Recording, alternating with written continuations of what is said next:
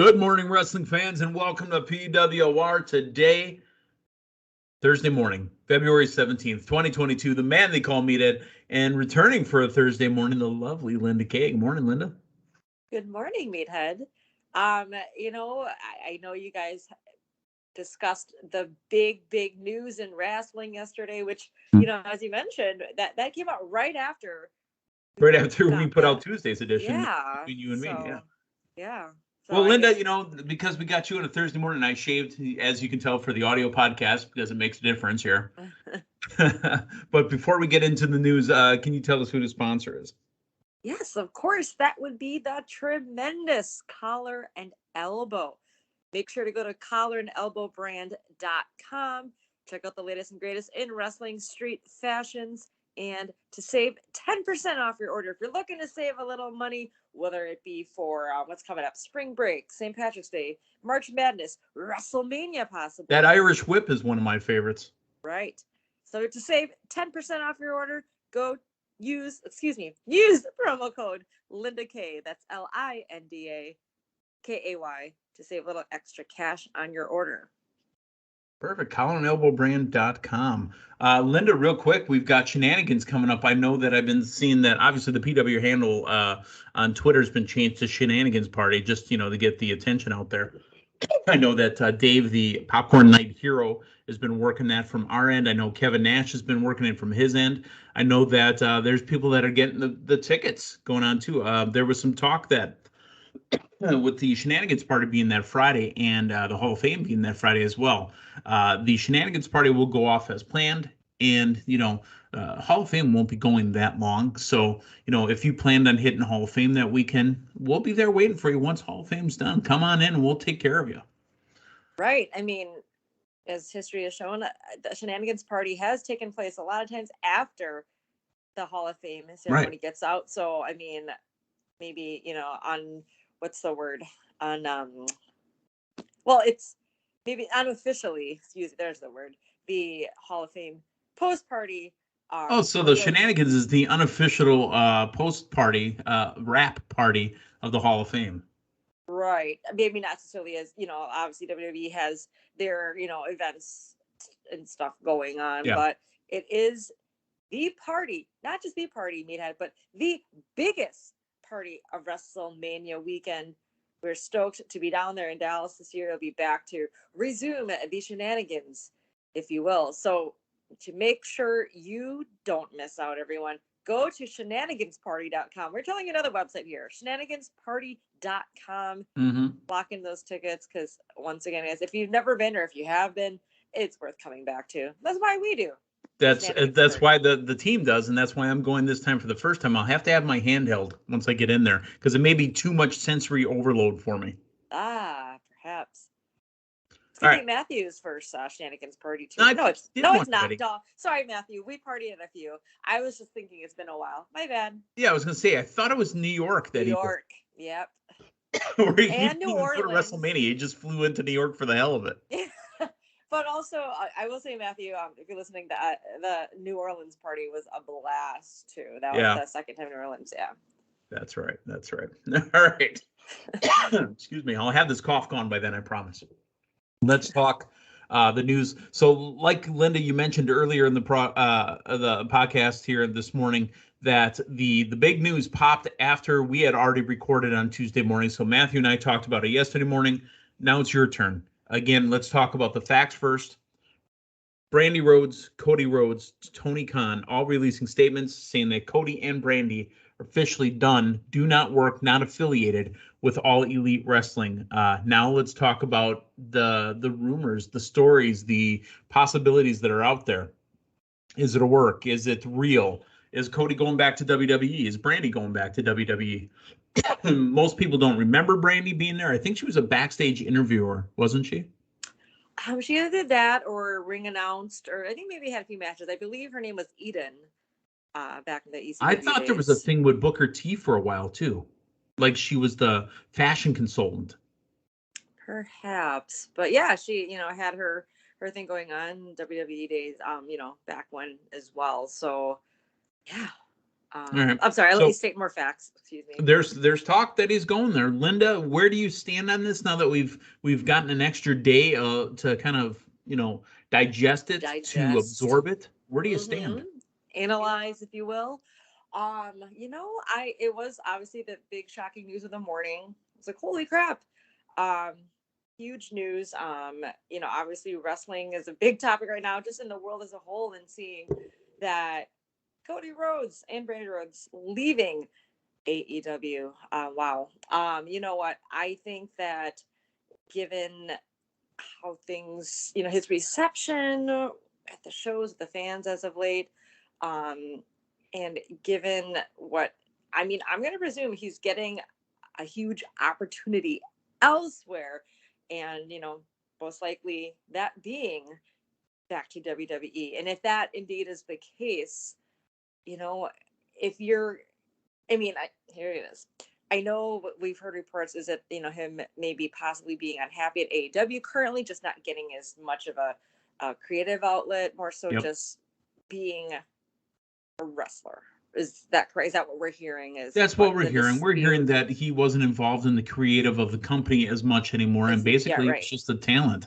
He was just an in-ring performer, and that just wasn't working for Cody, because there's nobody that carried that flag more than Cody in AEW. Oh yeah, no, 100%.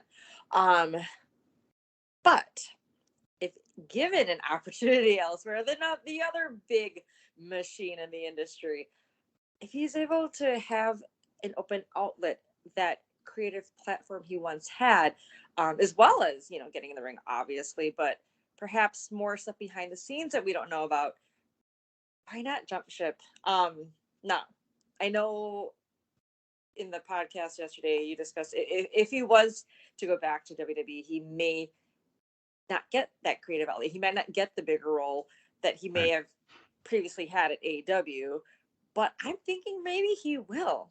And here's why. Again, to leave a company you had so much in helping build and so much helping create, and to where it is right now, it looks crazy to walk away from a business you helped build while it's so hot, while it's so successful, while it's continuing to grow. But you got to put yourself first, put yourself forward. And if there's another outlet, it may not even be much about money, but let's just say the powers that be, WWE, have presented him a large role, one that might even have been large at AEW. And keep in mind, I'm just thinking about this because of the recent release, or I'll say release, but yeah, the Shane McMahon, looking to no longer be a part of WWE in the realm he once was. Right. Triple H. Quietly let go was the phrase that was out there. Yeah. In Triple H, obviously he had, has the heart condition. I don't know to what to extent, and he's been away off TV and just out of the WWE light as of late. Who knows what extent his role is currently with the company. And I thought about this too when I was listening to you and Matthew speak yesterday. You had mentioned the Dusty Cup. Perhaps it's an outlet for him to come back in and recapture once. It's still obviously Dusty Rhodes. The Rhodes name still huge legacy. It's still a huge, legacy in the WWE. But to gain it back from not just a legacy, they own it. That literally, too. Yeah. I think that there's more to this. I think that he, has been presented with a huge opportunity over WWE. Again, it's all an assumption, but this is what I am going to go with on why he would, I don't want to say jump ship, because we don't know if he's necessarily going into another promotion yet, but why he would leave something he had put so much into and has built. And AEW is at its highest point right now. And for him to go right now, shocking, but you got to believe there's something better for him that he's seeing coming out of all this. Okay, well, let's hope. And maybe there is a creative outlet, and this is going to be the perfect segue here. WWE has officially laid to rest 205 Live. It's gone. 205 Live no longer exists. It'll be transitioning into the show called WWE NXT Level Up. It was already taped Tuesday at the Performance Center in Orlando and is going to replace 205 Live as the weekly Friday night show airing at 10 o'clock Eastern on Peacock and the WWE Network. Now, the head coach and official writer, which is a bit of a news story, too, for those that don't know, Scrap Daddy, Adam Pearce was the WWE producer, coach, director of live events, and on-screen official. Adam Pearce was in charge of 205 Live. And do you know who the head writer was? His partner in crime on 205 Live. That I do not. Dewey Foley. Boy, that last name sounds familiar. And I double-checked my work just to be sure. Oh, yeah, that's absolutely Mrs. Foley's grandbaby boy. That is Mick Foley's son, Dewey Foley. He was the head writer for 205 Live. So those two, hopefully they're going to be working now on the next NXT Level Up.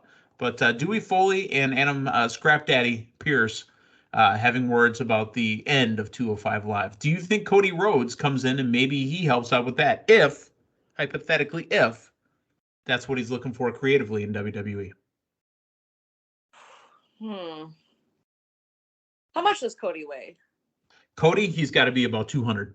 Probably solid 200. Okay. Possibly, however, with Level Up being NXT affiliated, and we've seen the drastic change NXT has made now, and it's more of a younger demographic. That's a hard. I'm gonna have to think about that, Meathead, but that could be. But I feel, I was gonna say I feel it'd be something more of those on the main roster within Raw or SmackDown. However, we just mentioned how the Dusty Cup is affiliated with NXT. So there could be something there as well. Maybe it's all, maybe he does have a piece of the new Level Up, but maybe he has a piece of Raw and SmackDown too. I still want to see Stardust back. Just saying. I do too. I don't think we're going to, but I do. Stardust was awesome. Dashing Cody Rhodes with the mustache and the mirror when he was only smoking mirrors. He was awesome. I think we're going to get Cody Rhodes, just plain Cody Rhodes, there's nothing wrong with plain Cody Rhodes. Yeah. That name, if that's a big reason to possibly come back to the E. A lot of times too, didn't they just call him Cody? Like they didn't even want to acknowledge the Rhodes name. I think so. It's again this whole thing with remember Cody wasn't able to be called Cody Rhodes in AEW for a while until he won a legal battle. All right, so let's talk WrestleMania real quick before we get into AEW from last night. There is big talk that is moving around very fast. There is another Austin level surprise still to come for WrestleMania 38 in Dallas. It's not official, but it looks like we may be trending towards Steve Austin showing up at WrestleMania. But who else could it be? There's talk that it's the big names, the Hall of Famers. I mean, the icon names. When we say Texas, we think Undertaker. We talked about this yesterday morning. Undertaker, Shawn Michaels, Booker T, Steve Austin. Could we be getting The Rock? Rock was free for Super Bowl. Maybe he can make it free for WrestleMania. And he did make an appearance the last time WrestleMania was in Dallas. Matter of fact, didn't he set the stage on fire or set his name on fire? Was that Dallas? His name. It was his name. Yep. The Dallas Cowboy cheerleaders were out doing their kick line, doing their thing, and Rock followed up with that. I remember that distinctly because I remember them doing their routine to AC/DC, and then I'm waiting to hear "If You Smell." Nice. Yeah. So I think that it would make more sense, and I think just for sakes of this whole head of the table storyline, that what we've been anxing for it to happen next year and in LA of all places. Where, they're not above or below setting up an angle for a year. Yeah. If Rock shows up and maybe he says next year, kid, when I'm done doing Hollywood, I'm going to take that belt from you if you still got it. Ooh. If that's the way WrestleMania closes out night 2, that'll get everyone talking. But no, I do feel we will get that Stone Cold Kevin Owens match. That in itself is huge, and I know you and Matthew discussed, possibly some worries about Stone Cold, his neck, but you brought up that great point that we see Daniel Bryan now, and look at what kind of action he's back in the ring doing. We're going to get to that in just a second, but absolutely, yes. Look at what Daniel Bryan's doing, or Bryan Danielson, excuse me.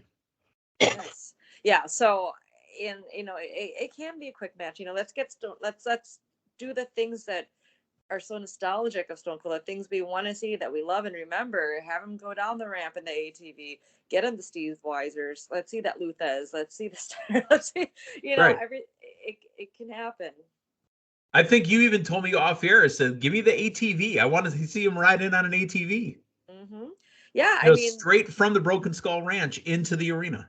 Yeah. Even before this year's WrestleMania was dubbed stupendous, it was Stone Cold in the promos, in the initial announcements of WrestleMania in Dallas. Yeah. Okay. I'm with it. I'm there. Take my money. I'm there for the ride. Let's go. Speaking of take my money, I'm there for the ride. Let's go. Let's go talk about AEW Dynamite from last night. Linda, you're not normally watching Dynamite as intently as, say, Matthew would be, because he always has the Thursday morning show, but you paid a big attention. You were live. I know you watch him every week, but you were paying attention, and you were live, and you were watching along as it happened. How did it feel to be like that engrossed in what Dynamite was doing, to be like, listening word for word, match for match, hold for hold? Yeah, I enjoyed. I was here. Here's the important thing about watching live TV, whether it be a sports entertainment, a game show. If you're engaged, that's what's important. Yeah. And I was definitely engaged. Even in the commercials, we get the picture in picture. But to be honest with you, a lot of times, just because either I get home late from the gym or I've got something to do, I do tend to fast forward through. That's your catch-up point. Yes. Yeah. Even, and you have Sammy Guevara, with the brilliant, cards there to keep you Bob Dylan style. Yeah. I was in Meathead. I was definitely in. It was a packed Dynamite. And I also was listening intently for any Cody mentions. I wanted to know how AEW was going to proceed, given the new news. Were they going to mention Cody at all? Were they gonna I too agreed with you guys, thinking that it was going to be something with the commentator to the desk mentioning Cody and Brandi. So I was listening intently, trying to hear any Cody references as well. I'll tell you, and we'll skip ahead, when they did mention Cody, which they did about 3 times, they mentioned him professionally and respectfully, and I'm okay with that, and I'm ready to move on. I thought it was absolutely tremendous. Agreed. The show starts off literally with Punk sitting cross-legged in the center of the ring, tapping on a box. I absolutely love this promo. And, he took the reference to Piper in Portland that MJF keeps talking about, and he took and then tied it to him, right? And then he says, you know what? I get to pick the time, the place, and the rules. The time and the place is going to be at the pay-per-view. Revolution, March, Orlando. The rules, it's a dog collar match. This is one of the references to Cody Rhodes. We've seen one dog collar match before in AEW, and it was with Mr. Brody Lee for the TNT Championship. MJF came out, looked disheveled, dropped the mic, and left. That may be the best he's ever been on the mic, and he's really good. Mm-hmm. And I'm saying MJF. That was the best because he said nothing. Right. Yeah.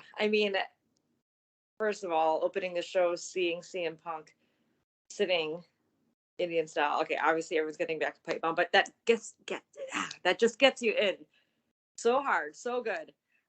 What are we gonna hear? What is in that box? I thought it was a book for a second, like he said he was digging up like his matches and memories. I'm like, is this a flip book or a photo album? I really wasn't sure what was in there, but yeah. He also cleverly mentioned as referencing Piper in Portland often, but also mentioning it's 2 days post Valentine's Day. Greg the Hammer Valentine in that match with Piper. So just yeah, that's the one they referenced a few times too. Mm-hmm. Yeah. Wow. So that was very clever. But yeah, that got me again really engaged, and also just this whole MJF Punk thing has gone on for a while. Sometimes. What about that picture at the end Oh, yes, that too. Young MJF and Punk with the long black hair, the Punk that we knew from the independent Milwaukee scene. Mm-hmm. Yeah. So, I mean, some storylines can feel that they go a little too long. This has gone for a while, but definitely not that feeling where, okay, let's squash this. This has got to end. We No, still I'm have still some interested. time getting to Revolution. I mean, they've already had a few matches, but with Shenanigans, hopefully we can finally get a clean one-on-one match between the two of them. But, they keep bringing in other elements. At first it was just the smack talking, and then, we have the shenanigans with the matches and, Yes. the smack talking in the hometowns. But now we also are bringing out real life things like that picture, as you just mentioned. Hey, let's throw that in there. That always adds a great element to storyline. And, there's truth to it. That was a legit picture. Matter of fact, it's the same thing they're doing on Raw. Wasn't there a picture of Becky and Lita? I think so. Or before they had that picture with, wasn't it? It was AJ. That was a long time ago with. That was a long time ago, yeah. No, it's Bailey with sorry, recent one. Bailey with what's it? But anyways, anytime you factor that into the feuds, I definitely enjoy that. And of course, MJF coming out not saying a word speaks volumes itself. Amazing. Absolutely amazing. Bryan Danielson vows to teach Lee Moriarty a lesson in violence. And you know what? They did Lee Moriarty right. They let him absolutely wrestle, and he wrestled well. He wasn't winning this match. There was no chance he was winning this match. Bryan Danielson wins, gets his face-to-face with Jon Moxley in the ring, and Moxley said something very interesting. He says, look, you want me to stand side by side by you because either A, you want us to dominate the world, or B, you're afraid of me and you can't stand face to face with me. And I don't trust anybody I haven't spilled blood with. So I think we're heading towards a match between Danielson and Moxley. Yeah, absolutely. One thing I want to point out about that match, tremendous match. Just some unique holds and spots.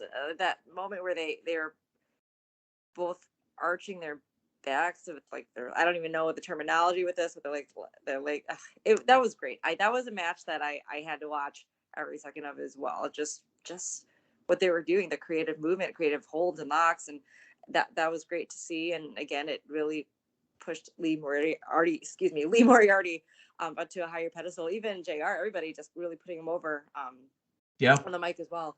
And then having that face off, with Daniel Bryan and Moxley, that I'm wanting more. So I want more. Unique. I'm foaming at the mouth. Literally, I want the next step. Yeah. Oh yes. We'll see what we get. Wardlow and Max Caster. Yow.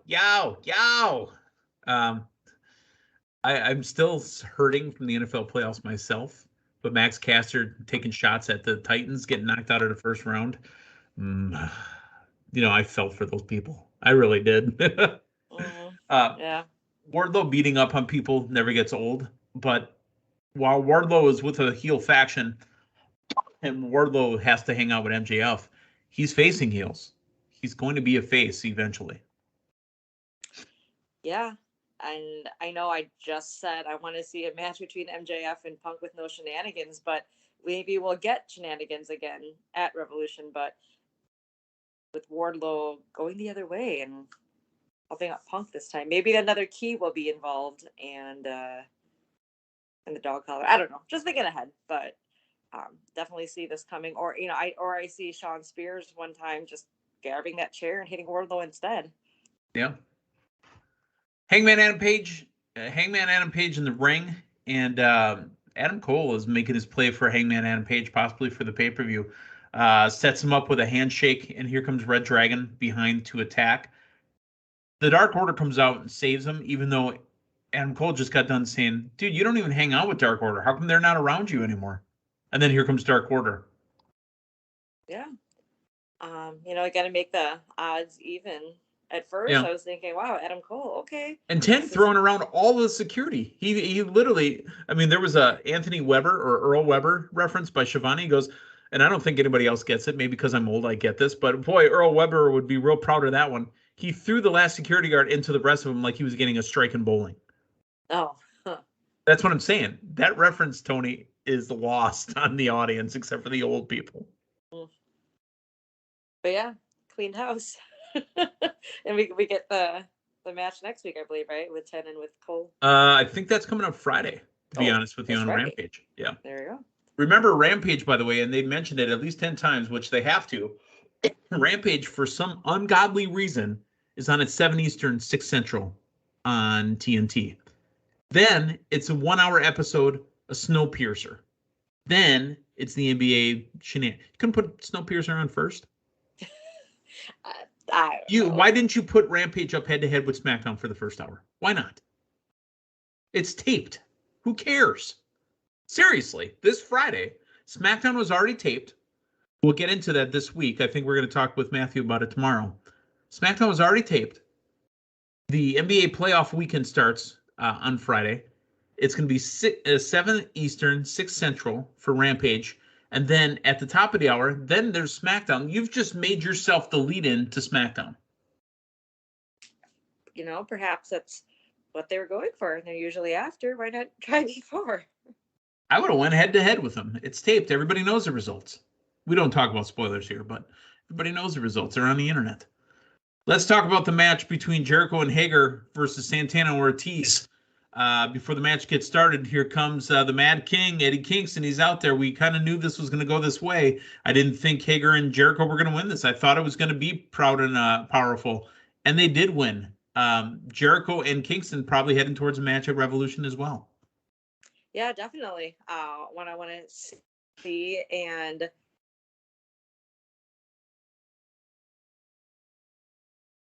are you there? Kingston and Jericho. We've been wanting this. Yes, I'm here. Yes, it's what we've been wanting, and we'll get it. And it's gonna be. I mean, this could eventually be a 3-on-3, but maybe that's what we'll get leading. Maybe we'll get that in between on the way to the pay-per-view. Mm-hmm. But I like how it was set up. While Eddie Kingston did get himself involved in the match, it wasn't where he ended up striking Jericho. Eddie Kingston didn't actually do anything wrong, technically, except for get up on the apron. And Jericho hit him with the kick off the top turnbuckle. Right. But, so I like that. It wasn't necessarily him just getting in his face and interfering in the match that way or getting a disqualification. It's just I like Santana and Ortiz getting the win, though. I'm absolutely fine with that. Yeah. And the announcers made reference to it, too, and I kind of noticed it as well. Jericho getting thinner in the face. I think Jericho's been working on the body a little bit. Yeah. Must be getting ready for the big concert tour this summer. Yeah, yes. All right. Mercedes Martinez and Thunder Rosa. Boy, oh boy, I love me some Thunder Rosa. Decked out in what I think is the Kill Bill outfit, which is also a reference to the Bruce Lee jumpsuit as well. But the story that we get out of this is not only did Britt Baker let everybody know that she has her sensei by. Did you realize who that was, Linda? Did you recognize him? Sensei Kreese, yes. That's right. Finish him. Boy, oh boy. Yeah. Mr. Miyagi would not be happy. I wish Mr. Miyagi were around right now to be on the side of Thunder Rosa. Mm-hmm. Well, sorry. That would have been great. Mercedes Martinez. Mr. Miyagi, Pat Morita, biggest Packer fan you'd ever meet. Yeah? Oh, yeah. He was always sidelined at the games. I do remember that. I remember seeing a clip with Brett Favre saying there's Mr. Miyagi. Uh-huh. Mercedes Martinez took on Thunder Rosa. Thunder Rosa gets the win on Martinez, but at the end, the story is that the team of Britt Baker, Jamie Hayter, Rebel, not Reba, and Mercedes Martinez were going to start stomping down Thunder Rosa. Mercedes, I keep saying Mercedes because I think of Mercedes Lewis from the Packers. Mercedes, was going to attack her with the steel pipe, took too long, and then she got attacked. Yeah, I mean, given Thunder Rosa shaking her hand, showing her respect in the match, I kind of saw this coming just because there was already, you have John Kreese there already telling Britt Baker before the match that if Mercedes doesn't get the win or do what did I bring you in here for? What am I paying you for? Mm-hmm. Yeah, I saw this one coming. That's okay. But hey, if Thunder Rosa and Mercedes Martinez tag, they don't need to be a tag team, but like they don't need to. But maybe she's on the side of Thunder Rosa when Thunder Rosa goes after Britt Baker and takes the belt. That's what I want to see. Yeah, I mean Mercedes Martinez too, very very vicious. I mean we got a really strong match from the two of them last night as well. You know, absolutely. Thunder, yeah. So I would like to see that. That's together. A match that I'll never complain about getting, but we've gotten a couple times. Sammy Guevara and Darby Allin. Never complain about that ever. I won't care. I'll take that match every time. The only bone I have to pick now, and this relates back to Cody Rhodes.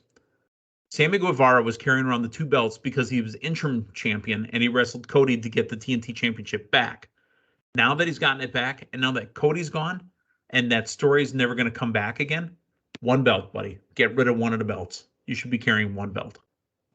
Yeah, that would have been a nice, clean way.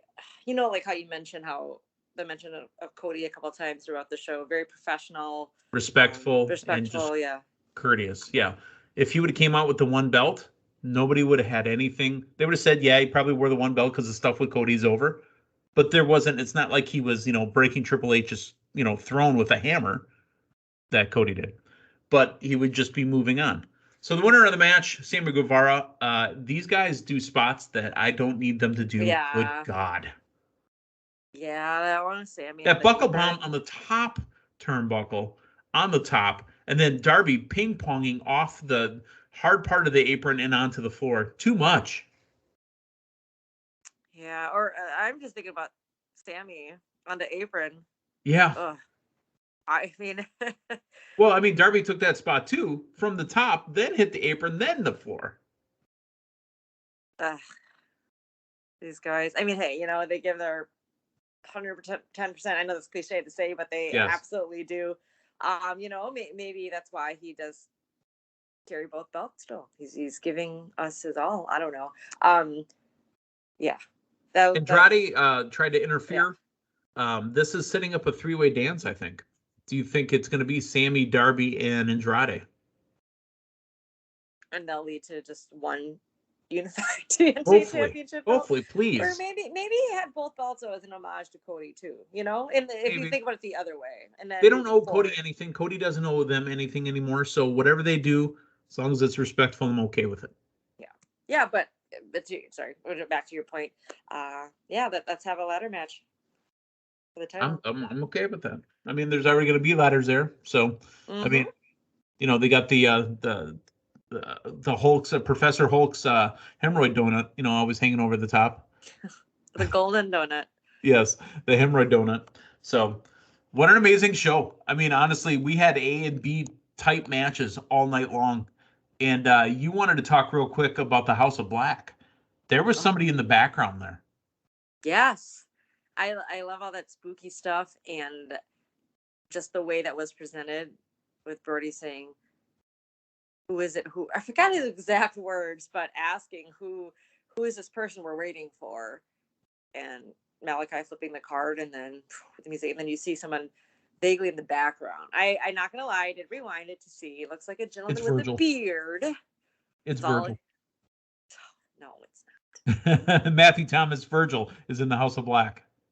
No, could it be the person I would think of with the beard that would make sense with this group? He doesn't necessarily have to be in a faction because he's so huge in himself. Wyndham Rotunda. His stature, yeah. Oh, darn it, Meathead, you took my thunder. I thought you were stammering. I'm sorry. I was trying to help you.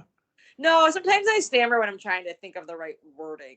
That's okay. But no, that's who I was thinking. So perhaps? You think it could be Wyndham Rotunda? Linda K says Wyndham Rotunda in the House of Black. That's not bad. Mm-hmm. Coming out at Revolution, making his huge debut. Or do we maybe he's wrestling for the Professor Hulk's Golden Hemorrhoid Donut. Yeah, perhaps. Or is he coming out next week? I can't remember. I don't think they said that he was coming out next week. I don't remember either, but I'll be watching next week to see it happen. Me too.